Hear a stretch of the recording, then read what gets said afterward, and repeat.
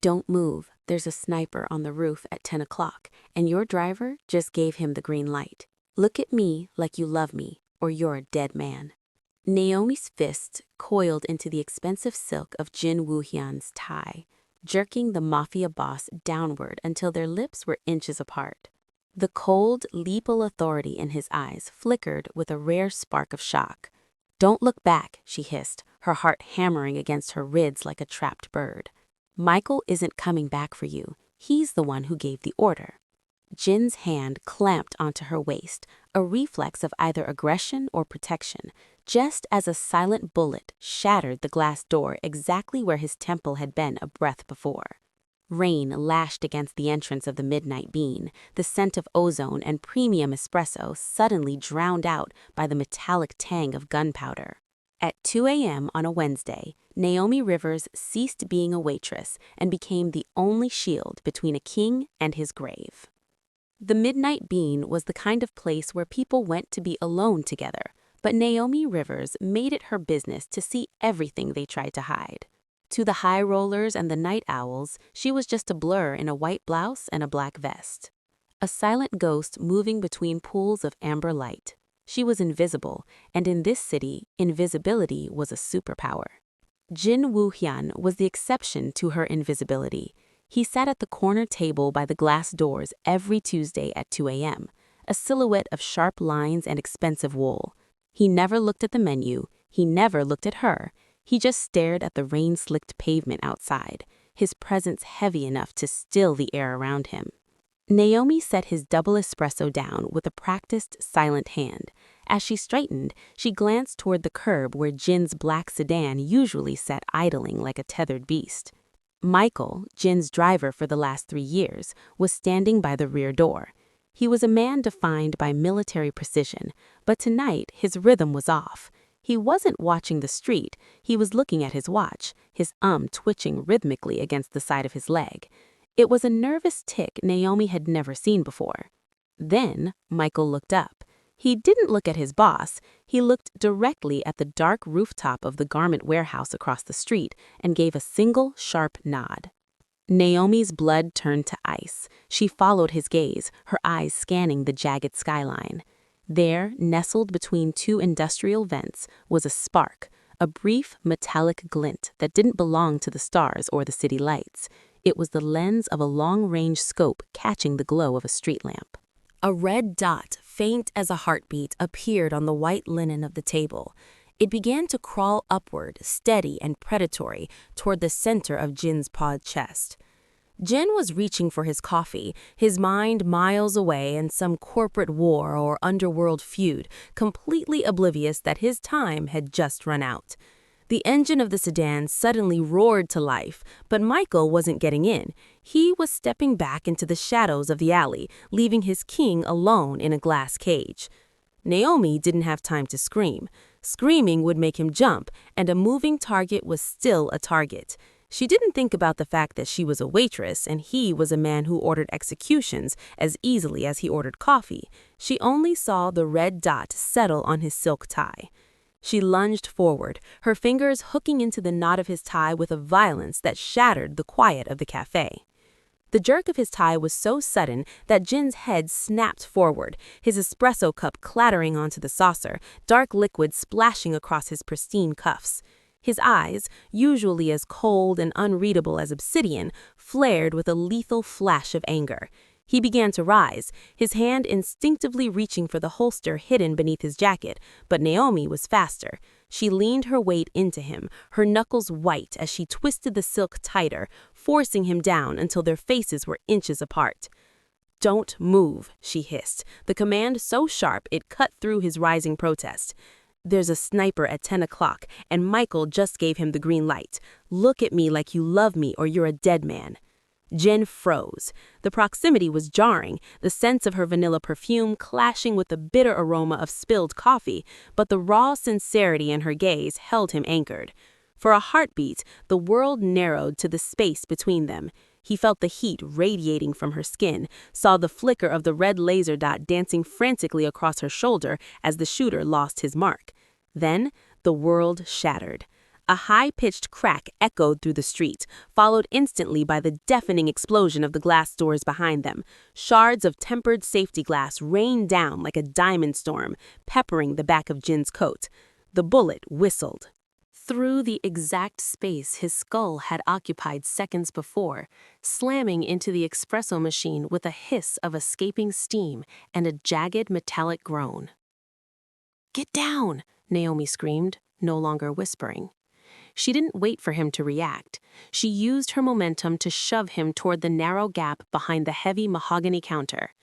Jin, a man used to being the hunter, found himself being hauled like a rag doll by a woman half his size. They hit the floor together just as a second round tore through the cushioned leather of the booth, sending tufts of foam flying into the air. Around them, the cafe erupted into a cacophony of terror. The few late-night patrons dived under tables, their screams muffled by the hiss of broken pipes and the rhythmic thud-thud of more rounds punching into the woodwork. "Michael," Jin spat, his voice a low, vibrating growl of realization. He pressed his back against the cooling metal of the industrial fridge, his fingers finally wrapping around the grip of his weapon. He looked at NAOMI, really looked at her, seeing the smudge of soot on her cheek and the fierce, trembling adrenaline in her hands. "How did you know?" "I'm a waitress," she panted, her eyes locked on the jagged remains of the front window. "I get paid to watch people, and your man was looking at the wrong things." Outside, the screech of tires signaled that the sedan was peeling away. They weren't just being shot at, they were being abandoned in a kill zone. The silence following the gunfire was worse than the noise. It was the heavy, suffocating pause of a predator reloading. Jin moved with the predatory grace of his own, his handgun held low as he rose from behind the counter, but NAOMI grabbed his sleeve, pulling him toward the kitchen's grease-slicked corridor. "The front is a fishbowl," she panted, her voice tight but steady. "We go out the delivery bay." Jin didn't argue. The hierarchy of the world had flipped. In the labyrinth of the midnight bean, she was the general. They burst through the heavy steel door into the humid night air, the rain turning the pavement into a dark mirror. NAOMI's eyes immediately flew to the curb where the black sedan usually sat like a silent sentinel. The space was empty. Only a few dark oil drops remained on the asphalt where Michael had sat idling just minutes before. "He's gone," Jin said, his voice a low, dangerous vibration. He looked up and down the street, his jaw tight. For a man who owned half the city, he looked suddenly, jarringly stranded. The sound of a second car, an SUV with tinted windows, screeched around the corner 3 blocks away, its headlights cutting through the mist like searchlights.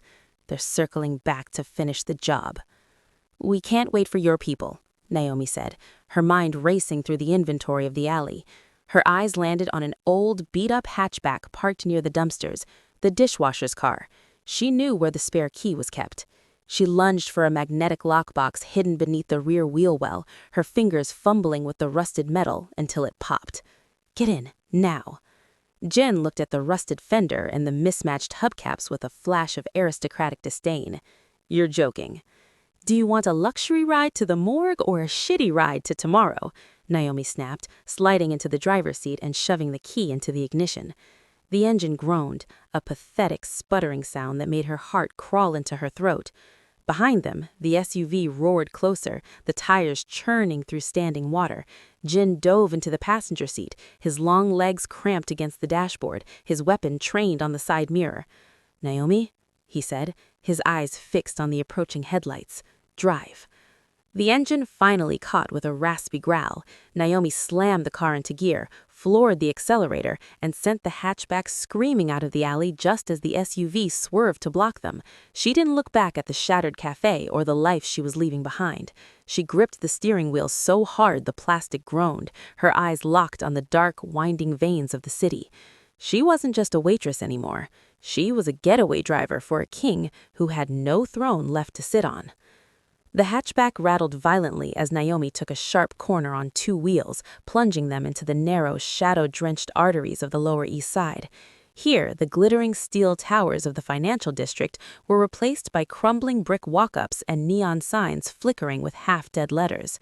The air grew thick with the smell of damp concrete, trash fires, and cheap grease. Jin sat rigid in the passenger seat, a lethal, misplaced statue of elegance. His dark silk suit, worth more than the car they were currently pushing to its limit, practically glowed against the grime of the cabin. He watched the street numbers with a cold, analytical gaze, his hand never leaving the grip of his firearm. "You're taking us into a dead end," he remarked, his voice smooth, despite the car hitting a pothole that made the suspension scream. "I'm taking us to the only place Michael won't look," Naomi countered. Her eyes darted to the rearview mirror. The SUV was gone for now, lost in the labyrinth of one-way streets she had memorized years ago. "Your world is built on high-rises and penthouses. Everything is visible. Down here, people spend their whole lives trying not to be seen. You need to blend in, Jen. Right now, you look like a target walking through a shooting gallery." She pulled the car into a gravel lot tucked behind a row of boarded-up tenements, killed the lights, and let the engine die with a final shuddering gasp. The silence that followed was heavy. "We walk from here," she said, reaching into the back seat to grab a hooded sweatshirt she kept for late-night walks home. She tossed it into his lap. "Put that on, hide the tie. If someone sees your face, make sure they think you're just another guy who stayed out too late and lost his way." Jin looked at the worn fabric as if it were a poisonous snake, then back at Naomi. The anger that had flared in the cafe was gone, replaced by a calculating curiosity. He stripped off his jacket, revealing the holster strapped to his ribs, and donned the hoodie. The transformation was jarring. The Ice King of the Soul Syndicate was suddenly a ghost in the dark. As they stepped out into the biting rain, Naomi led them through a series of interconnected alleys and basement passages. People huddled in doorways watched them pass with vacant, uninterested eyes. The beautiful and the broken were all the same in this neighborhood. For the first time in his life, Jin Woo-hyun was a nobody. "Why help me?" he asked quietly, as they climbed a rusted fire escape. Naomi stopped at a window on the third floor, her hand on the latch. "I've spent 3 years watching you drink coffee and stare at the rain. You were the only person who never looked at me like I was part of the furniture. I wasn't going to let them kill the only man in this city who actually sees people." She pushed the window open, inviting the mafia boss into the small, cramped sanctuary of her life. The apartment was small, smelling of dried lavender and old books, a stark contrast to the metallic, cold world Jin usually inhabited. Naomi didn't turn on the overhead lights. Instead, she lit a single amber lamp that cast long, flickering shadows across the peeling wallpaper. The rain drummed a frantic rhythm against the window pane, the only sound in the suffocating silence between them. "Sit," she commanded, pointing to a wooden kitchen chair. Jin obeyed, his movements stiff. Now that the adrenaline was receding, the trauma to his body was settling in. He pulled the borrowed hoodie over his head and began unbuttoning his charcoal dress shirt. Naomi felt a strange catch in her throat as the fabric fell away, revealing the powerful, disciplined lines of his shoulders and the jagged, bloody furrow where a bullet had kissed his skin. "It's just a graze," he murmured, though his jaw was clamped tight enough to crack bone. "It's a graze that's ruined a $3,000 shirt," Naomi countered, her voice steadier than her hands, as she reached for a first aid kit under the sink. She moved between his knees, the space so cramped that her thighs brushed against his slacks. She doused a cotton pad in antiseptic and leaned in. As the liquid stung the wound, Jin hissed, his hand flying up to catch her wrist. His grip wasn't violent, but it was absolute. His fingers were cold, his eyes searching hers with an intensity that felt like a physical weight. "You're shaking," he whispered. "I just kidnapped a mafia boss and drove a getaway car through a monsoon," she breathed, forced to look at him. "I think I'm allowed a little tremor." She gently disengaged her arm and returned to the wound. To keep her mind from the heat radiating off his skin, she focused on the work, cleaning the blood away with clinical precision. But as she leaned closer to apply the bandage, her hair brushed his neck, and she felt the sudden, sharp hitch in his breathing. The air in the room seemed to thicken, charged with the sudden, dangerous electricity of two people who should have been enemies, but were currently each other's only tether to life. Jin reached out, his thumb grazing the line of her jaw, tilting her face upward. The Ice King was gone. In the amber light, his expression was raw, almost primal. Michael was my brother in everything but blood. I lived my life thinking I was untouchable because I had 1,000 eyes watching my back. It turns out I only needed 2. Yours. Naomi didn't pull away. The distance between them vanished until she could feel the thrum of his heart against her own chest. For a second, the sniper, the betrayal, and the war outside the door didn't exist. There was only the heat of the stitch-up and the realization that she had saved a man who was now looking at her as if she were the only thing left in the world worth holding on to. The fragile peace of the apartment was shattered by a sharp electronic vibration. It wasn't Naomi's phone. The sound came from the pocket of Jin's discarded, blood-stained shirt. He reached out, pulling a sleek, encrypted burner phone from the lining. His expression hardened into a mask of stone as he tapped the screen, playing a voice memo that had been broadcast across the syndicate's private channel. "The king is dead," Michael's voice echoed through the small kitchen, stripped of its usual subservient tone. It was cold, charismatic, and dripping with calculated lies. Jin Woo-hyun was executed at the Midnight Bean tonight. The assassin was a local plant, a waitress who had been feeding him information for months. She lured him into a kill zone and fled with his body to cover her tracks. The recording ended with a burst of static. The reality of the situation crashed down on Naomi like a tidal wave. She wasn't just a witness anymore. She was the most hunted woman in the city.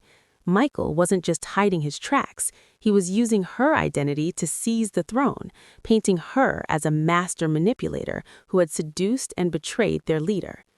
"He knows I'm with you," Jin said, his voice a low, dangerous rumble. He stood up, the bandage Naomi had just applied stark against his tan skin. "By framing you, he ensures that even if I show my face, my own soldiers will doubt my judgment. He's turned my entire world against us both." Naomi looked at her hands, hands that had only ever held coffee carafes and pens, and realized they were now stained with the shadow of a war she never asked for. Michael had turned her sanctuary into a tomb. Every street she knew, every person she had served was now a potential informant looking for a $5 million payday. "He thinks I'm a local plant," Naomi said, her fear suddenly sharpening into a cold, hard anger. She looked at Jin, her eyes flashing in the amber light. "He thinks I'm a nobody he can just write into his script and kill off in the first act." Jin stepped closer, his presence filling the small room. "He made one mistake, Naomi. He underestimated the woman who saw him coming." Jin reached into the heavy folds of his discarded jacket, retrieving a compact, matte black semi-automatic. He didn't hold it like a threat. He held it like a heavy truth. He set it on the small kitchen table between them, the metal clicking against the wood with a finality that made Naomi's breath hitch. "The world you lived in an hour ago is gone," Naomi said, his voice stripped of all warmth. "In that world, you watched and you waited. In this one, if you hesitate, you die. Michael is sending men who don't care about the truth. They only care about the bounty." Naomi looked down at the weapon. It was small, sleek, and terrifyingly efficient. "I've never even held a stapler that could do that much damage, Jin. I'm a waitress. I handle porcelain and complaints." "No," Jin countered, stepping into her space until she was forced to look up. "You are a predator who has been masquerading as prey. You saw a glint of glass from 300 yards away in a rainstorm. You predicted a betrayal that my own security council missed. That isn't luck, Naomi. That's an instinct most of my soldiers would kill to possess." He picked up the gun and took her hand. Her fingers were cold, but they didn't shake as he pressed the grip into her palm. He guided her thumb to the safety, his touch firm and instructional. "Feel the weight. It's an extension of your intent. If Michael's men come through that door, they won't see a girl from the cafe. They'll see a ghost. Use that." Naomi wrapped her fingers around the textured grip. The cold steel felt jarring against skin that usually smelled of steamed milk and sugar. As she adjusted her hold, she felt a strange, dark shift in her own chest. The fear was still there, a low hum in her marrow, but it was being rapidly overtaken by a cold, crystalline focus. She wasn't just a target anymore. She was a participant. "He thinks I'm his pawn," she whispered, her eyes hardening as she looked at her reflection in the dark metal. "He thinks he can use my name to buy his throne." "Let him think it," Jin murmured, his hand resting briefly over hers on the weapon. "A man who thinks he's already won is the easiest one to bleed. You've spent years serving people, Naomi. Tonight, you start making them pay." She practiced the motion he showed her, aiming at the door, steadying her breath, find the sight. The tray was gone. The apron was a memory. For the first time, Naomi Rivers wasn't just watching the storm. She was becoming the lightning. The midnight bean was a skeletal remains of its former self, cordoned off with yellow police tape that fluttered in the damp wind. To the rest of the city, it was a crime scene. To Naomi, it was a map she had memorized in the dark. She led Jin through the narrow crawl space of the neighboring laundromat, emerging into the cafe's basement through a service hatch Michael didn't know existed. "The cameras in the main room are dead," Naomi whispered, her voice barely audible over the hum of a broken refrigeration unit. "But the feed in the manager's office is on a closed-loop backup. It's hardwired. Michael will be in there, trying to scrub the footage of himself signaling the shooter before the higher-ups in your family demand to see it." Jin moved behind her, his silhouette blending into the shadows of the storage racks. He watched her with a grim respect as she navigated the pitch-black hallway by touch alone. She knew exactly which floorboard groaned near the pantry and which steam pipe hissed at 3-minute intervals. "The office has one entrance, but the ventilation shaft opens right above the desk," she said, pointing to a small, grated square in the ceiling. "I used to hide my tips up there when the night shift got rowdy. If you get me into the ducts, I can drop behind him. He won't expect the waitress to come from the ceiling." Jen gripped her shoulder, his touch a silent anger. "If he sees you before you're ready, he'll kill you without a second thought, Naomi. This isn't a drill." "He won't see me," she replied, her fingers tightening around the matte black grip of the semi-automatic he had given her. "I've spent 3 years being part of the furniture in this place. I'm the ghost in his machine now." With a boost from Jin, she slid into the cramped metallic tunnel of the vents. The air was thick with dust and the lingering scent of roasted beans. She crawled with agonizing slowness, her heart a drumbeat against the sheet metal. Below her, through the slats of the vent, she finally saw him. Michael was hunched over the computer terminal, his face illuminated by the cold blue light of the monitors. He looked frantic, his fingers flying across the keyboard as he tried to overwrite the digital evidence of his treason. He had a glass of Jin's private reserve scotch on the desk, a final insult to the man he thought was rotting in a ditch. Naomi took a steadying breath, the weight of the gun finally feeling natural in her hand. She signaled Jin by tapping 3 times on the metal duct. Down the hall, a heavy door slammed, Jin's distraction. Michael bolted upright, his hand flying to his holster as he turned toward the office door. He was exactly where she needed him. Naomi kicked the grate loose and dropped into the room like a shadow coming to life. The crash of the vent grate hitting the floor was the only warning Michael received. He spun, his face a mask of disbelief as he stared at the woman he had dismissed as a pawn.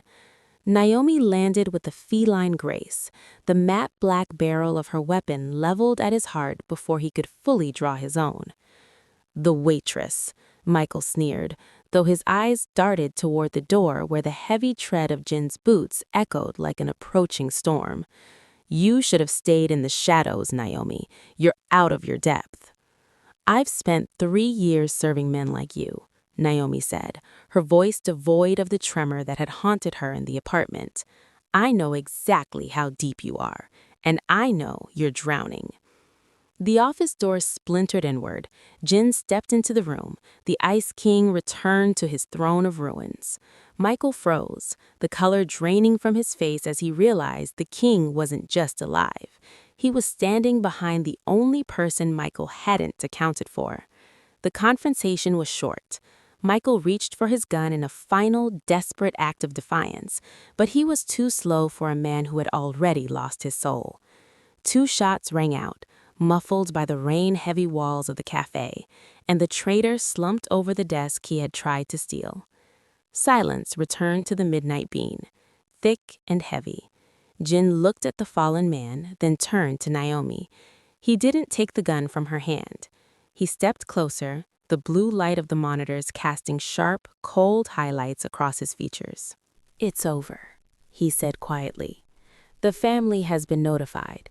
The footage of his betrayal is already being broadcast to the council. Your name is cleared, NAOMI Rivers."